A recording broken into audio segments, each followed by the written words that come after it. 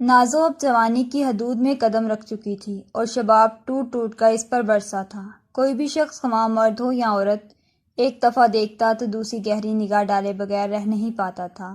اس کی ستوہ ناک اور ہونٹوں کی لالی دیکھ کر رس بریاں یاد آنے لگتی تھی۔ چہرے کے نقوش تو پرکشش تھے ہی، جسمانی خدوخال میں بھی نازو کا پوری برادری تو کیا آس پاس کے 10 دیہات میں بھی جوڑ نہیں تھا۔ کسی پہاڑی علاقے کی پتلی بل کھاتی ہوئی سڑک جیسی کمر پر بالوں کا موٹا گچھا مروڑے دے کر بڑی نفاست سے سجائے رکھتی تھی، اور ذرا سا دوپٹہ سرک جاتا تو جوشیلی جوانی کے سامنے سینکڑوں عورتوں کی نسوانیت ماند پڑ جاتی تھی۔ لیکن بچپن سے ہی اس کی دادی اس کو بہت کم باہر نکلنے دیتی تھی۔ اگرچہ نازو کی قاتل جوانی کے چرچے 4 چفیرے ہو چکے تھے، لیکن وہ کم ہی کسی کو دکھائی پڑتی تھی، اور آس پڑوس کی عورتوں میں نازو کو لے کر حسد کے مارے اس پر سایہ ہے جیسی سرگوشیاں بچپن سے ہی گردش کر رہی تھی۔ نازو کا گاؤں دریا کے کنارے گھنے جنگل کے بیچوں بیچ شہر سے تھوڑا ہٹ کر تھا۔ گرمیوں کی چھٹیاں تھیں اور نازو کی دادی کو ملنے شہر سے کچھ دور کے رشتہ دار آئے ہوئے تھے۔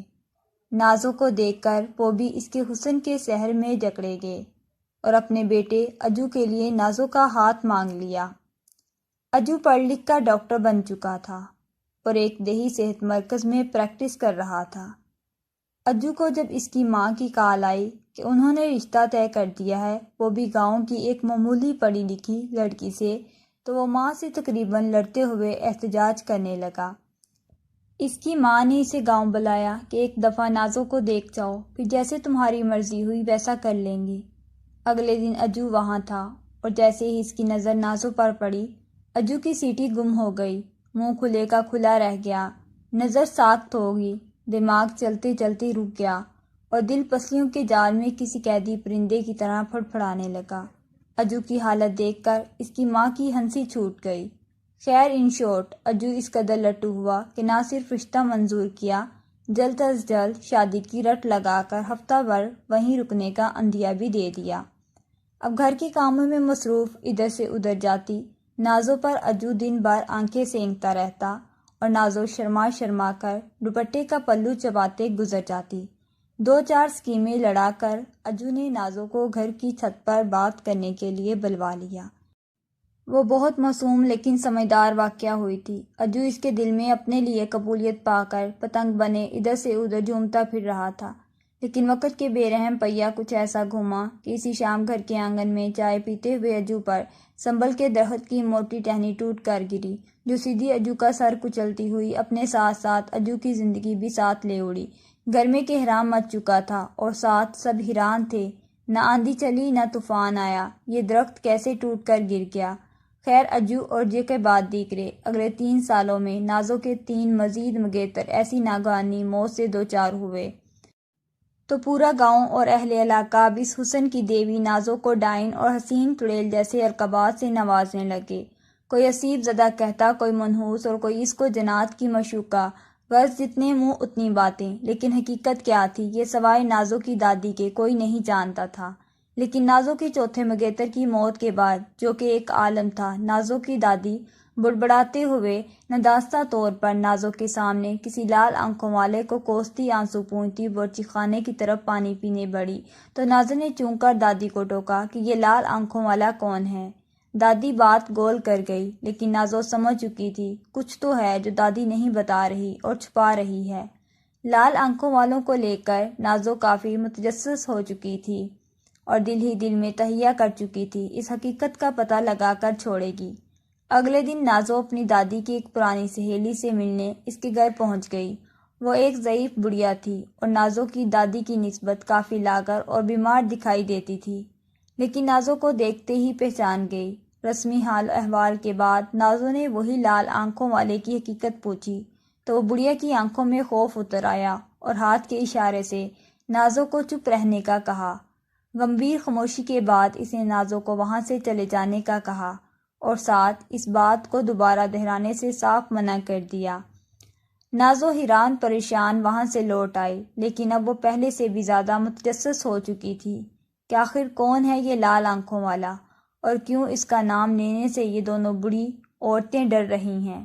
سارا راستہ نازو انہی سوچوں میں ڈوبی گھر پہنچی۔ تو دادی دروازے پر کھڑی اس کی منتظر تھی۔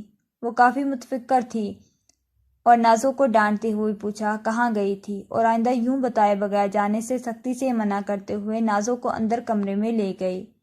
اندر آ کر اس نے کہا کہ اس موضوع پر کھوج بند کر دو، میں تمہارے باپ اور ماں کو پہلے ہی کھو چکی ہوں اور مزید کوئی دکھ برداشت نہیں کر سکتی۔ اب 21 سال کی نازو کافی پریشان تھی اور دل ہی دل میں خوفزدہ بھی ہو رہی تھی کہ ایسا کیا خطرناک راز ہے جو دادی دل میں دفن کیے بیٹھی ہے اور زبان پر لانے سے بھی ڈرتی ہے۔ اب نازو گھر کے اسٹور روم میں گئی اور پرانی چیزیں کنگالنے لگ گئی کہ کچھ تو ایسا ہوگا جو اس راز سے پردہ اٹھائے گا۔ کافی دیر مختلف صندوق الٹ پلٹ کرنے کے بعد ایک سیاہ ڈائری ملی جس کے پہلے صفحے پر اس کی ماں کا نام درج تھا۔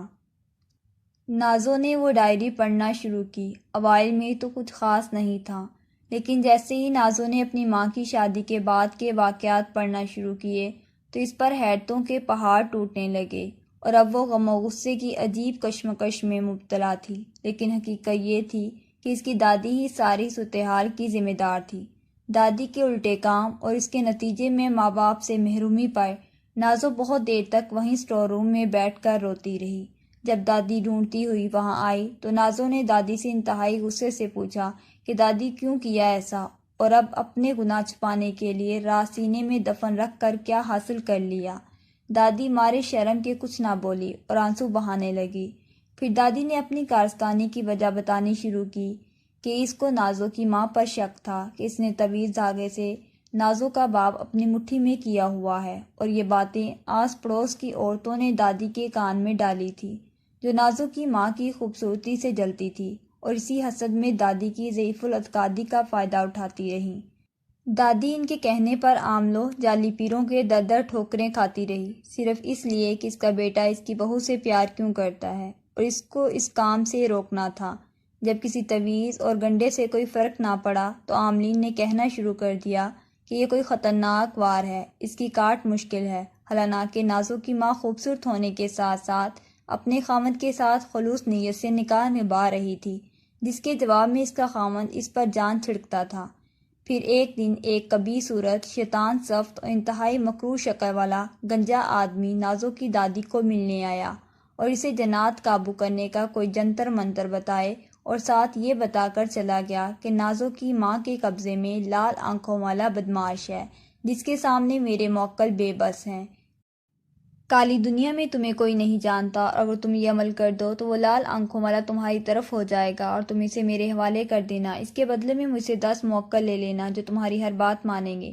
حالانکہ وہ گنجا شیطان کا چلہ عامل جنات قابو کرتے ہوئے ان کے زیر عتاب آ چکا تھا، اور اپنی جان بچانے کی خاطر اسے نازو کی دادی کی بلی چڑھا دی تھی، اور دادی اپنی کمزور ایمان کی وجہ سے شیطانی دلدل میں قدم رکھ چکی تھی اور اسے اندازہ بھی نہیں تھا کہ وہ کون سی قیامت ڈھانے کی طرف جا رہی ہے۔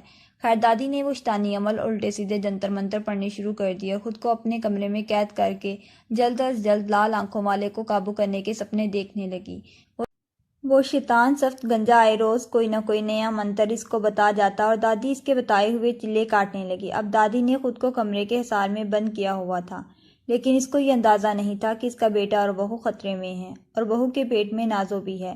دادی کی اس کارنامے کی وجہ سے لال آنکھوں والے اور اس کی ساری برادری کا دھیان گنجے شیطان سے ہٹ کر دادی کی طرف ہو گیا، کیونکہ گنجے شیطان نے لال آنکھوں والے کی بہو اور بیٹا قید کیا ہوا تھا، اور وہ ان کی رہائی کے لیے گنجے شیطان کے خون کا پیاسا ہوا پھرتا تھا۔ گنجے شیطان کو کالے علم پر عبور تھا، لیکن وہ اتنا بڑا عامل پھر بھی نہیں بن سکا تھا کہ ان کے سردار لال آنکھوں والے کو رام کر لیتا۔ اسی چکر میں گنجے شیطان نے اپنے بال بچے اور بیوی تک گنوا دیے تھے۔ گنجا شیطان در حقیقت لال آنکھوں والے بدمعاش کے دشمن کا غلام بن چکا تھا اور اس کی مدد سے اس کی بہو اور بیٹا قید کیا تھا، لیکن لال آنکھوں والے کی طاقت کے سامنے وہ دونوں بے بس تھے۔ اسی کشمکش میں گنجے شیطان کے آقا جن نے دونوں قیدیوں کی جان لے لی اور بدلے میں لال آنکھوں والے نے گنجے کی فیملی کا قصہ تمام کر دیا تھا۔ اب جو عمل وہ دادی سے کروا رہا تھا وہ پورا ہونے پر دادی بھی لا علمی میں اسی شیطان کے آقا کی غلام ہونے جا رہی تھی، اور اس کا مطلب لال آنکھوں والے کی دشمنی مول لینا تھا۔ یہی گنجے شیطان کا مقصد تھا کہ دادی کی طرف توجہ مرکوز کر کے وہ خود مزید طاقت حاصل کر کے اپنی جان بچانا چاہتا تھا۔ دوسری طرف دادی اپنا ایمان گنوا کر حسد کی آگ میں خود پر گندگی اور خون مل کر صبح شام وہ عمل جاری رکھے ہوئے تھی، اور پھر ایک سیاہ رات وہ لال آنکھوں والا نمودار ہوا اور دادی کو کھلے لفظوں میں دھمکی دے کر گیا کہ اس عمل سے باز آ جاؤ ورنہ اس گنجے کا انجام یاد رکھ لو۔ لیکن دادی گنجے عامل کی ہدایت کے مطابق اس کو نظر انداز کر کے ساری رات عمل میں مصروف رہی، اور عمل مکمل ہونے پر دادی کو غش پڑا اور وہ گر گئی۔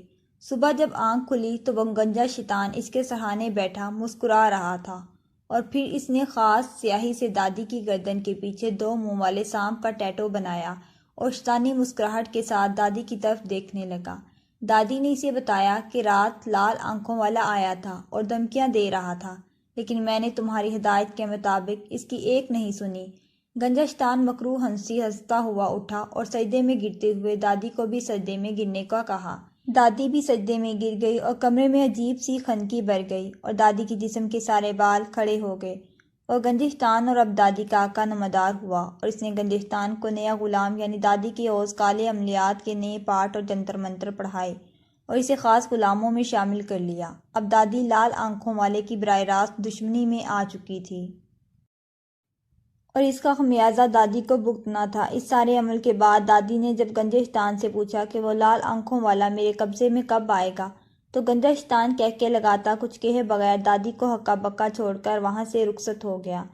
اب دادی تو دین چھوڑ کر ایک شیطان کی غلام بن کر جنات کے ایک طاقتور قبیلے کی دشمنی مول لے چکی تھی، اور اسے بنک بھی نہیں پڑی کہ وہ کیا ظلم کر بیٹھی ہے۔ اگلی رات لال آنکھوں والا دادی کے خواب میں آیا اور دوبارہ دھمکیاں دے کر اور جلد انجام کا کہہ کر چلا گیا۔ دادی کی آنکھ کھلی تو وہ پسینے میں بھیگی ہوئی تھی اور اس کا بدن کانپ رہا تھا، اور کمرے کا دروازہ ادھ کھلا تھا جیسے کوئی ابھی ابھی وہاں آ کر گیا ہو۔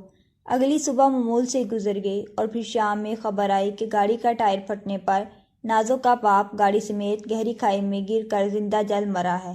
یہ خبر سنتے ہی دادی کے ہوش اڑ گئے اور اس کو اللہ یاد آیا۔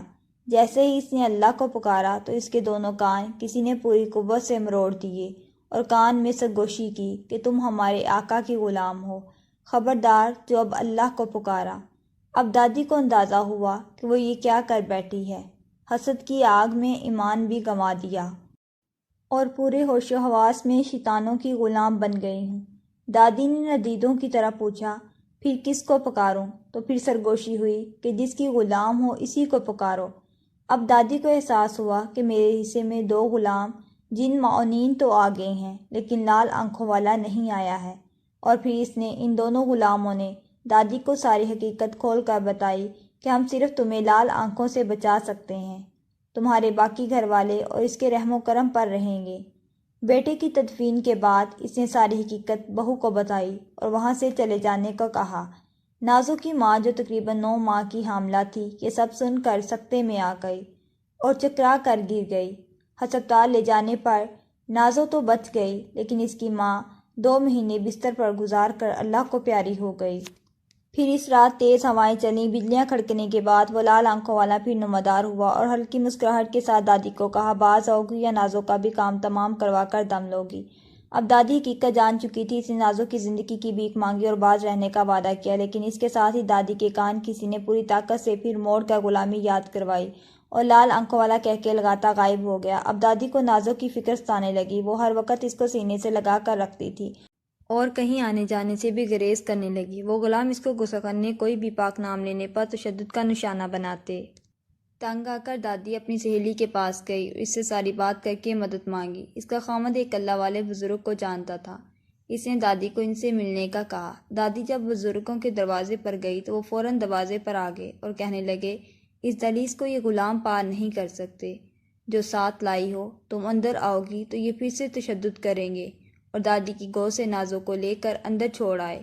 باہر آ کر انہوں نے کہا، سب سے پہلے توبہ کرو، یہ تشدد کریں گے، اس کو برداشت کرو، پھر کلمہ پڑھ کر دوبارہ اسلام کے دائرے میں آ جاؤ تو اس غلامی سے نجات مل جائے گی۔ پھر رہی بات لال آنکھوں والے کی، تو اس کی دشمنی تم مول لے چکی ہو، اس سے سمجھوتا میں کروا دوں گا۔ دادی نے توبہ کی اور وہ غلام اس کے کان اور بازو مروڑنے لگے، اس پر شدید تشدد کرتے رہے، لیکن دادی اب راہ راست پر آ چکی تھی۔